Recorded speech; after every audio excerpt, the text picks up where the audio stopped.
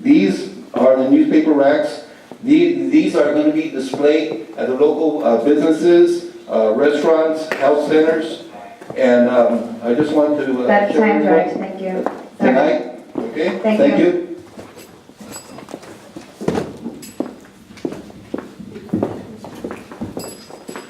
Mr. Johnson? Good evening, everyone. First of all, in my 1 minute here, first of all, I want to celebrate what I think is a community victory here regarding the Big Saber Market. The planning commissioner approved the, followed the recommendations of LAPD and community members that the Big Saber Market only continue to sell beer and wine and not be able to sell liquor at this time period. Okay, next. Issue here regarding upcoming candidate forums.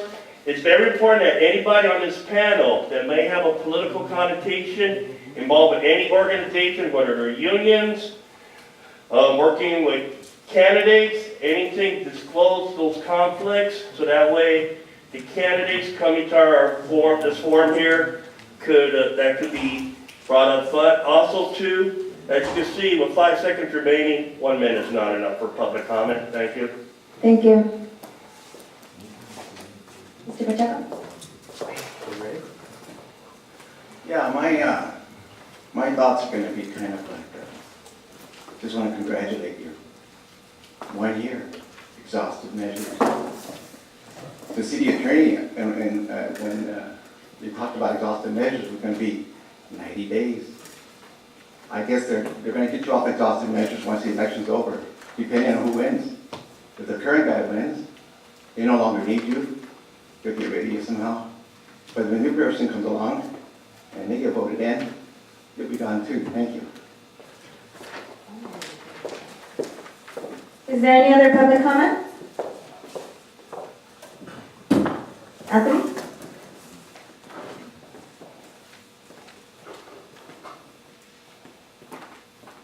Thank you. Good evening, directors. My name is Anthony Manzano. I'm going to be extremely brief, and thank you for the gracious 1 minute that you're providing, which shows that you're excluding the input of the community. I've been the president of this neighborhood council, and when I was the president, I gave the public 3 minutes.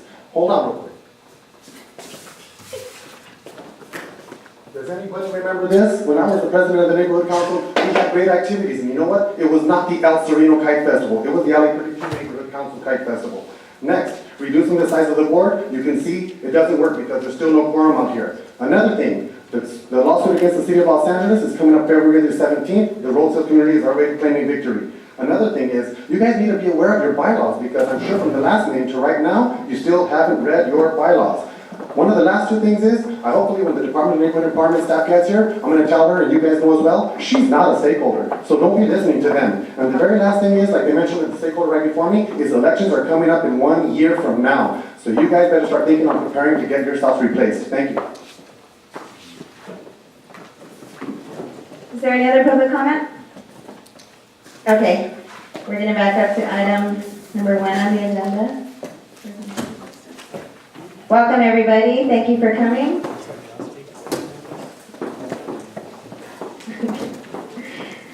Today is Wednesday, February 4th, 2015. This is the general board meeting of the LA 32 Neighborhood Council, officially called to order. And let's go ahead and take roll call. It's okay. Gamaliel Andrade, present. Victor Jun Ayala. Here. Nicolas Carrillo. Ruben Chavez. Michelle Posates. Here. Angela Duarte. Marlene Fonseca. Here. Yoli Garcia. Sasha Perez. Agustin Rodriguez. Cynthia Sandoval. Luisana Valdez. Here. Capricia Vallecillo. Here. Cecilia Villarreal.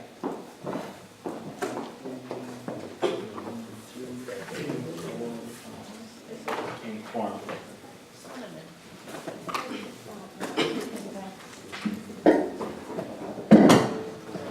Thank you. And for the president's message today, I'd just like to lay out the rules of decorum that we're going to be using from this day forward until I say any different. This is an effort to get everything done more efficiently with the goal of not wasting people's time, and that's the board's time as well as the community's time.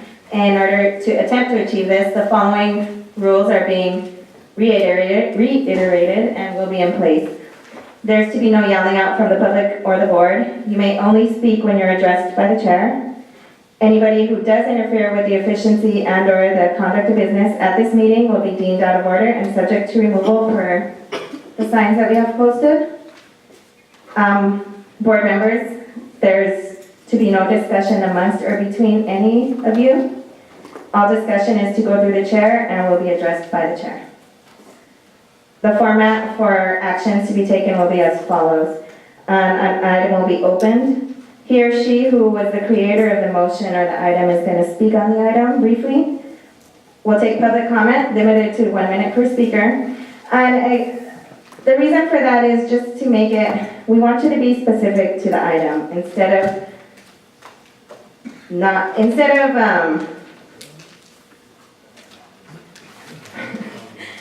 me think of the correct way to say this. Instead of,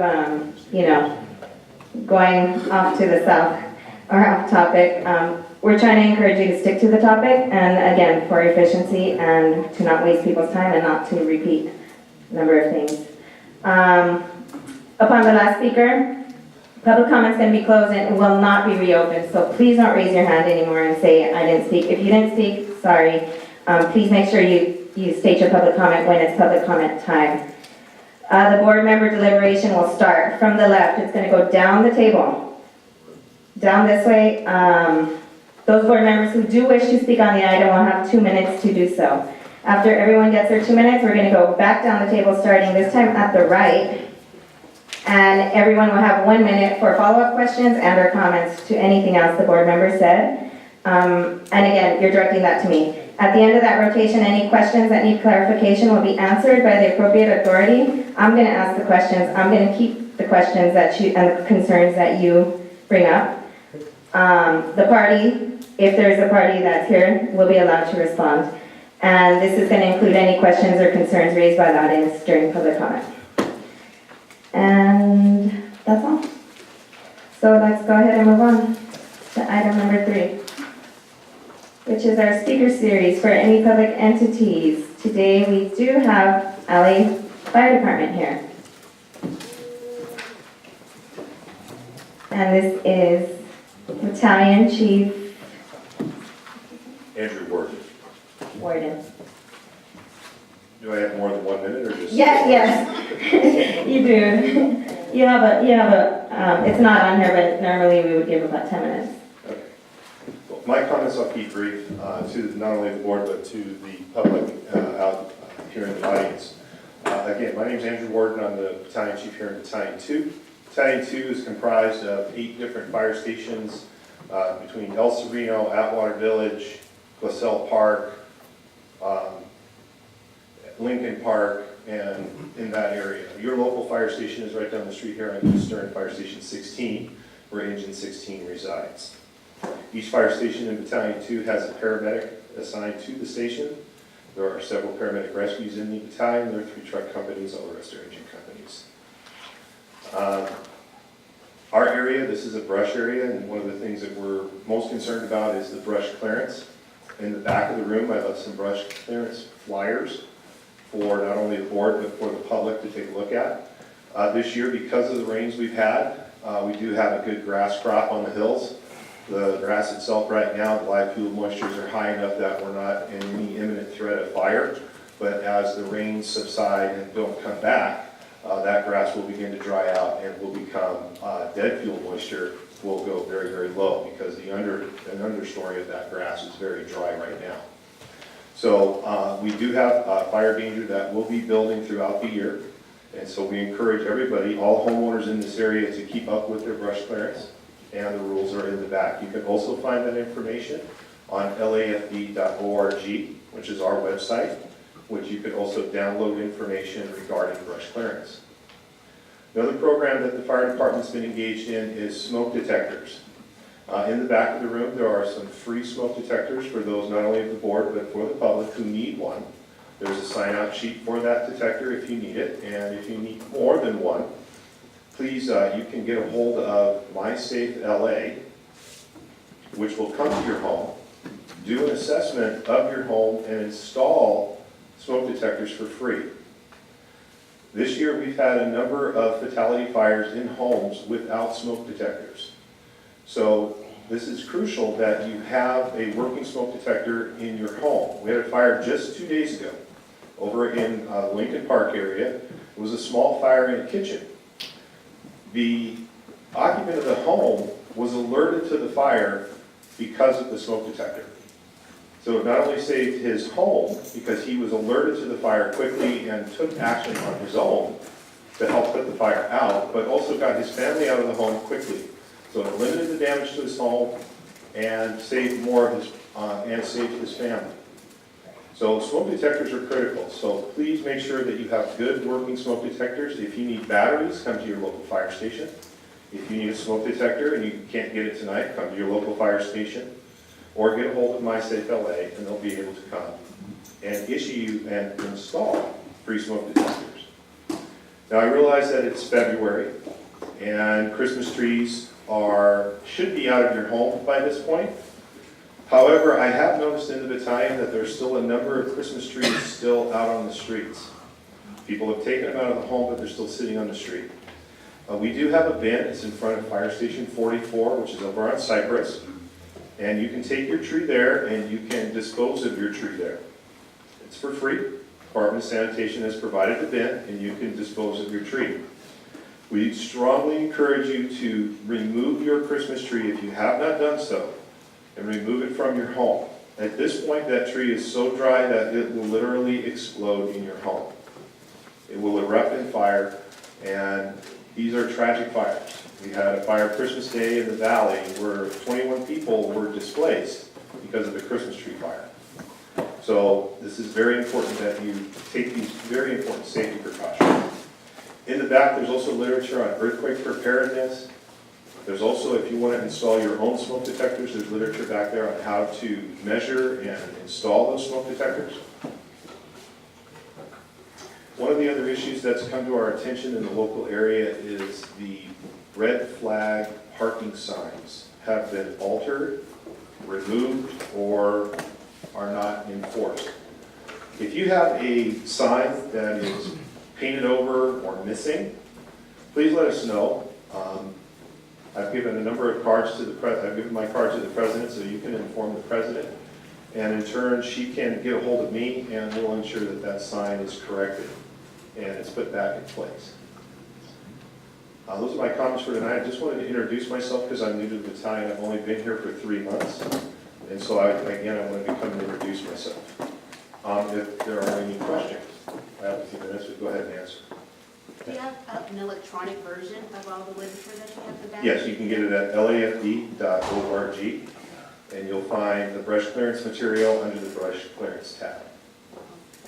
Okay, how about the tree removal? You said that it was at Station 44. Do we have an address for that? Cypress Avenue, I don't have the address readily available.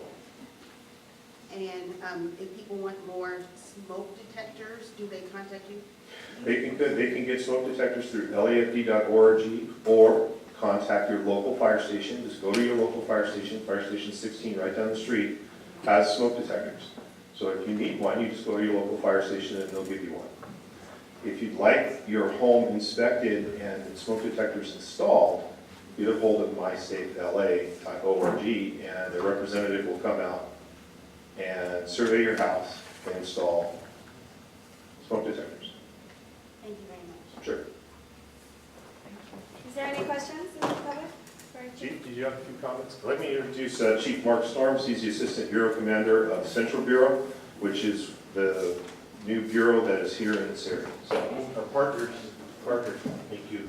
Like you said, Mark Storms, Central Bureau, we've just recently reorganized the fire department to try to be more involved in the communities and to bring the hierarchy out of City Hall East. I came out of City Hall East 6 weeks ago, along with Chief Frazier.